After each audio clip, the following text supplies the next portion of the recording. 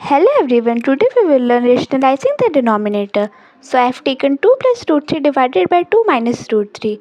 For rationalizing, we will multiply the numerator and denominator by the same number, just we will change the sign. This number is also known as a conjugate because we write the same number, just we change the sign from plus to minus or minus to plus. Here we had minus in denominator, so I changed to plus.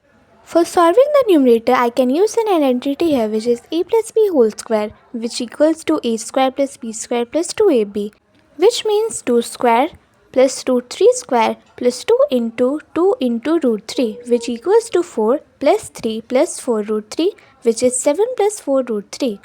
Now we will solve the denominator, which is a minus b into a plus b, which equals to a square minus b square. You will always get to use this identity for rationalizing the denominators.